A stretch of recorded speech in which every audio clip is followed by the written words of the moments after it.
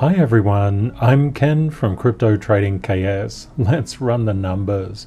Bitcoin currently up 1.24% to 57,262. Ethereum up 0.53% to 4289. My goal is to assist you to be more of a financial blessing to yourself and those you love, and also gain real wealth in the process. Rule 774: master yourself to master the market.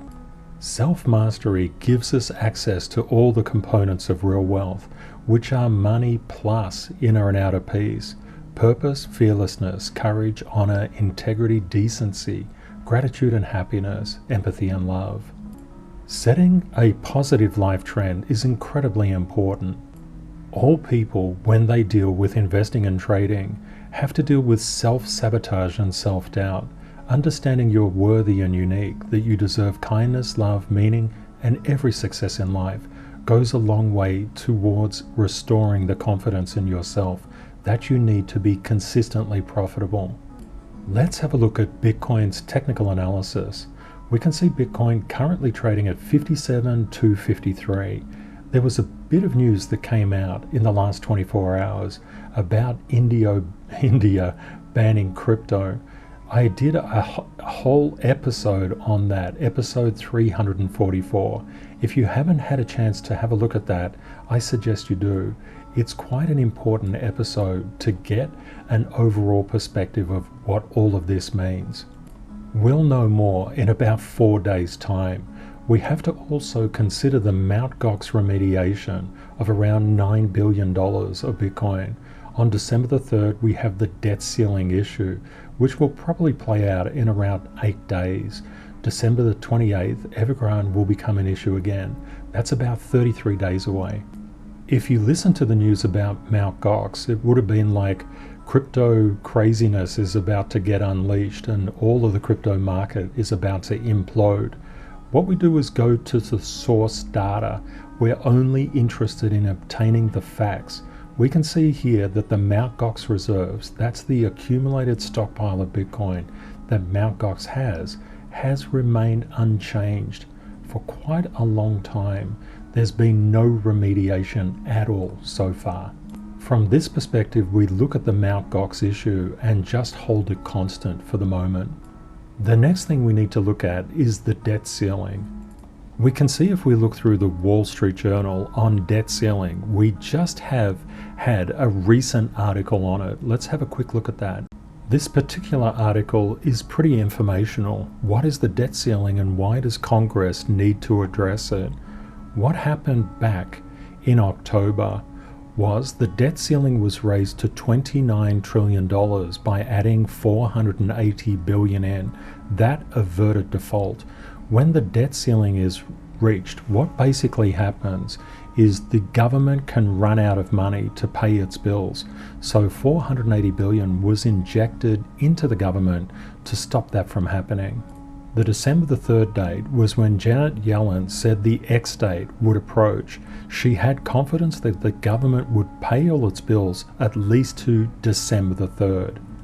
It's good to note that the debt ceiling doesn't approve new spending. It doesn't authorize that. It just pays for existing expenses the government has already organized, such as bondholder payments, social security receipts, veteran payments, and other payments. As $118 billion needs to be moved to the Highway Trust Fund, Janet Yellen is saying that the government will be running into problems by December the 15th. If the debt limit is not raised, the government will have to suspend certain things, like pension payments or cut the pay of soldiers and federal workers, or delay interest payments, which would constitute default. That is a very, very big problem, and as absolutely pointed out, it would be disastrous for the financial markets and the US economy. It can also lead to a partial government shutdown. There's a possibility that one party could actually force the debt ceiling problem to be solved, but that is very unlikely. It's a complicated and very time-consuming process, and it probably wouldn't be completed in time. So the real key is, will the debt ceiling be raised? Of course it will. There's absolutely no question in anybody's mind. The US government will not default, but as has been seen in the past, it's really used as a political tool for people to get what they want. History has something to share with us on this angle. We saw on October of 2013 a US government shutdown. Now there were a couple of other things that were happening as well, but what we actually witnessed was a 33% drop in Bitcoin's price in a single day. It took about 8 days for it to regain. But just be aware, if the US government says that the debt ceiling cannot be raised, you could expect a lot of turbulence in the market, and that will be the absolute ultimate buying opportunity. It will not be a selling opportunity. For our community, because we look with probabilistic fearlessness, we know that we're in the right cycle of the bull market. Things are just about to get going. If we get a black swan type of a event, that occurred, for example, in October 2013, that's fantastic. That just allows us to get bargain basement price cryptos. It's very much like what I pointed out in episode 344 with the India crypto ban. If we would have been able to get in there and just slurp up all those crypto bargains, that would have been fantastic. The critical question, could the debt ceiling be a problem? Yeah, short term, absolutely. You'll get politically motivated people trying to extort the process and just basically taking the US to the brink of default because they want certain things, and what better way than a crisis to get them? Yes, we would like to think that politicians act in the favor of the constituents they represent, and they may think they're doing that, but there is always the fact that politicians really want to get what they want to get. After being in the financial markets for so many years, you just see this play out time and time and time again. The next thing we need to look at is the Evergrande Chinese debt saga. Looking through the Wall Street Journal on Evergrande, we can see Evergrande back on November the 19th raised about $350 million from share sales of the EV business. And we can see that the Chinese property sector is in trouble. It's not hard to see. You just look at the actual evidence, which is the share price of all of the major property developers. Evergrande is here in the blue. That sale of their EV business really helped to raise their price, and it did so quite nicely, but it still has a long way to go to get back to anything reasonable. We can see Country Garden, their prices come down. Greenland Holdings down, Fantasia Holdings down, Vanke Group down. And what do we know about the Chinese property sector in terms of these 5 companies, the titans of the industry? They have net debt of $920 billion. A lot of people talk about the debt of Evergrande. That's just a drop in the ocean of the debt of the actual sector. What we want to see is these share prices repairing. Why do we want to see that? Because if there is stepping in by the Communist Party government to safeguard the Chinese people and make sure that these large businesses do not fail and take the Chinese property sector with it, we're going to see recovery in these prices. If the government says, you can all die and basically that's okay, we'll see these prices plummeting. It's literally got to the point of government intervention. It's a little bit like the GFC. The US government had to step in and bail out. The Chinese government has to do the same. It can choose not to, absolutely, but it will cause systemic problems for itself if it doesn't. So what does this mean for us in Bitcoin? Bitcoin is a highly speculative asset class. It tends to feel the tremors first. If that is the case, we could expect that there could be a sell-off in Bitcoin. What would you do if that happened? Personally, I would be buying. Many in the community bought when Bitcoin was around the $30,000 mark.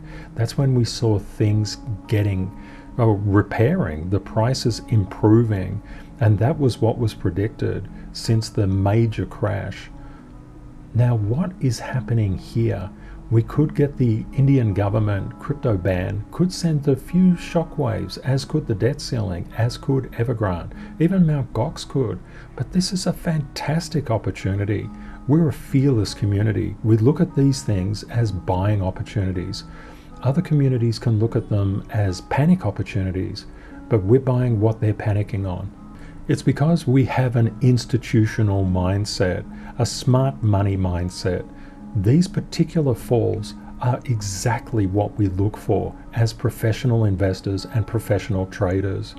On the 2nd of October 2013, we saw the US government shutdown. Bitcoin went down 33.56% in a single day.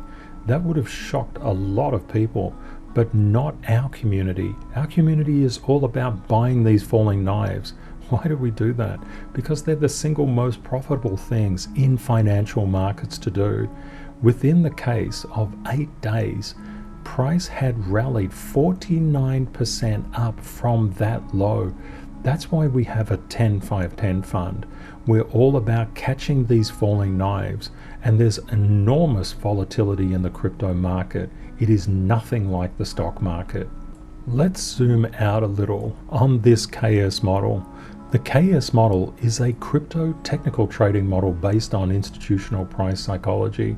We can see the RSI, the relative strength inside the market, is due for a bounce. We can see also that Bitcoin is holding support, and there are some signs that a turnaround is imminent. But even if it's not, it doesn't make any difference to us, because we know that black swans, these lightning bolt events, they happen all the time in the financial markets, and we're looking at those black swan events as an opportune time to get dirt cheap crypto. We also have to keep our mind on the interplay between crypto, stocks, and bonds.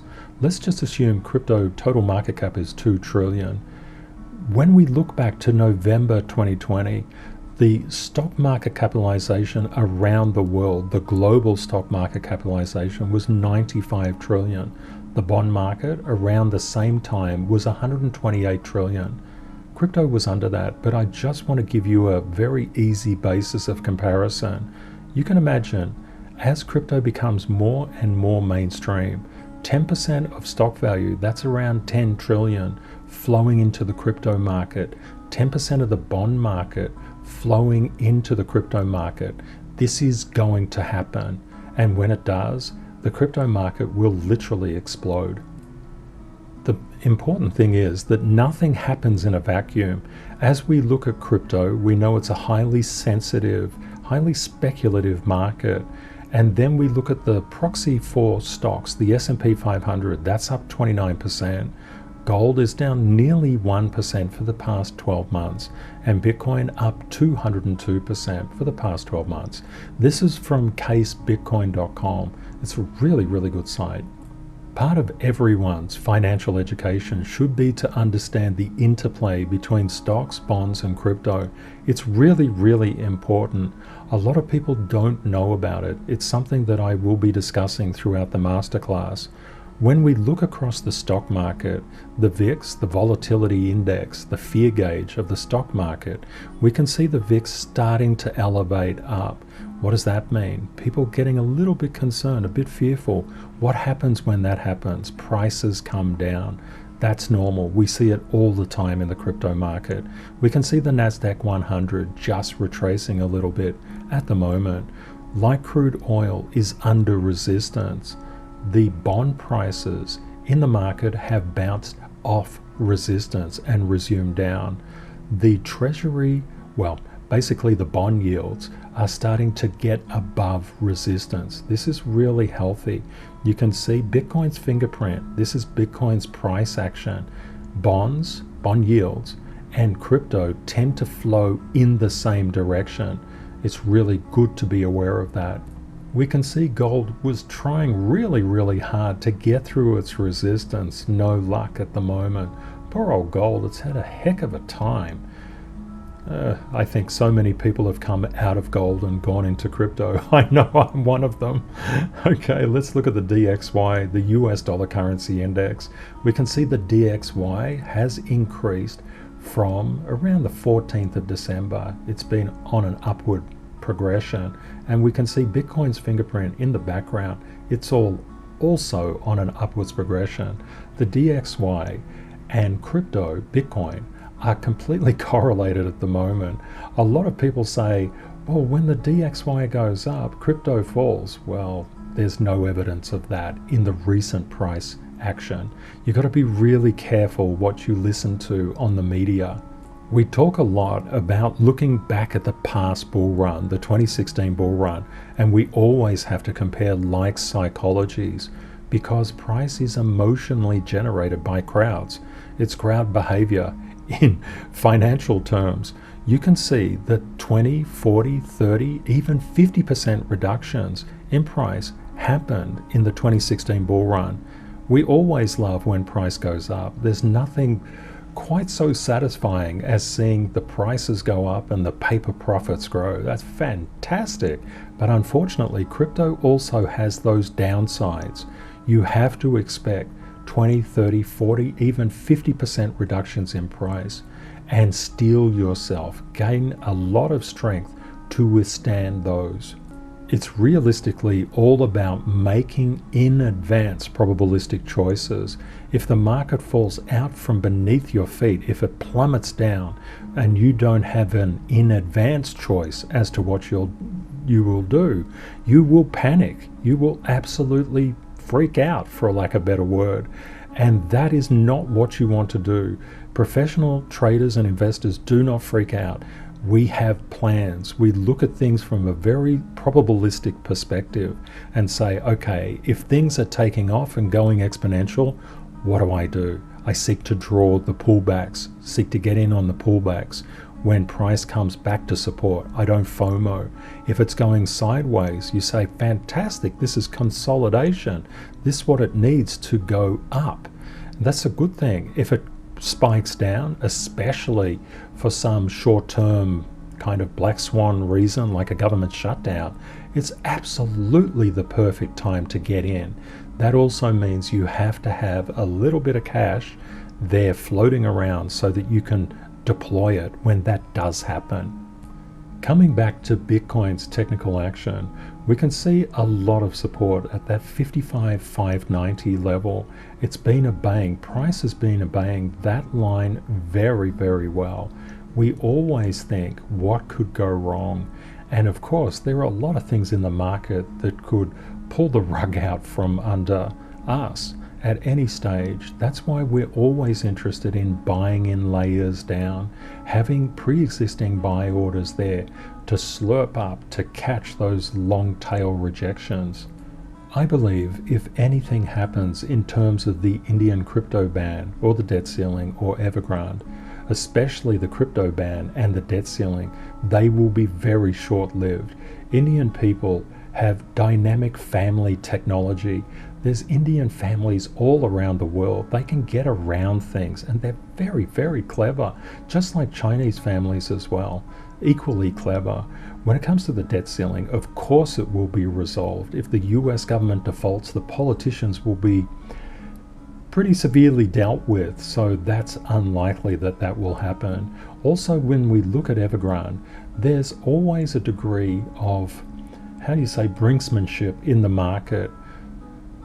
Governments like to basically say, oh, it's not going to happen, we're not going to help, and then they step in. If they don't step in, they destabilize their economies and especially their supportive bases. I believe that the Chinese government will be stepping in at some stage with the Chinese property market. If it doesn't do that, it could be in serious trouble. And they're really intelligent people. They're not going to place themselves in danger. As we're at the right side of the current bull run, any Mt. Gox remediations will just be used to fuel further gains inside the market. So I believe what we can see here, these potential issues, yes, they could be an issue, but I think that they will be very short-lived if they eventuate. That's why it's so important to have your in advance probabilistic choices laid out in front of you. We use probabilistic fearlessness. We just trade the chart in front of us. Trading the news will get you very, very badly burnt, unfortunately. News exists for advertisers. It doesn't exist for people. With that in mind, and many media journalists really misrepresent stories, unfortunately, it's just part of news. When we look at this, what are we seeing? Bitcoin's price is getting above resistance. It's hitting another level of resistance around the 58,600 mark, and it's been rejected from that. But at least it got over resistance around the 56,582 mark. That's really good. If Bitcoin was under pressure, it wouldn't have got above this particular resistance, but it would have also broken the 55,590 mark. That's why it's incredibly important to understand technical analysis. So many investors say, oh, I don't really care about trading or knowing anything about it. And then they buy and something goes against them 50%. A trader would have said, I'm not going to get in there. I'm going to wait till it comes down 50% and then get in. It happens all the time. I see it so many times, especially through YouTube. I believe the most probabilistic scenario is that we maintain this upward support line that'll come in to play around $53,500, but beware, long tail rejections underneath that are wholeheartedly possible. Hitting around the $50,000 mark is almost quite likely as well. There's a lot of support down at these levels, and people naturally gravitate to round hole numbers. The other thing to note is that we have a lot of sellers up around this $70,000 level. Because of that, price has to come down, gather power, gather momentum to push through that $70,000 level.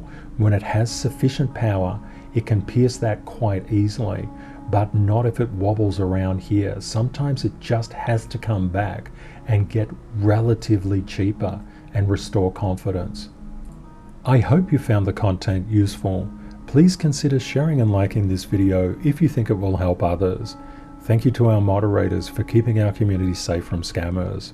Please say hi and let me know where you're viewing from and if you have any questions. If you would like daily updates on price movements in the crypto market, please subscribe to YouTube. I've left helpful links in the description of this video. Please remember, crypto is volatile. Always prepare yourself for the best and worst case scenarios. Reality will likely be between them. Stay safe out there. Take care and see you next time. Bye for now.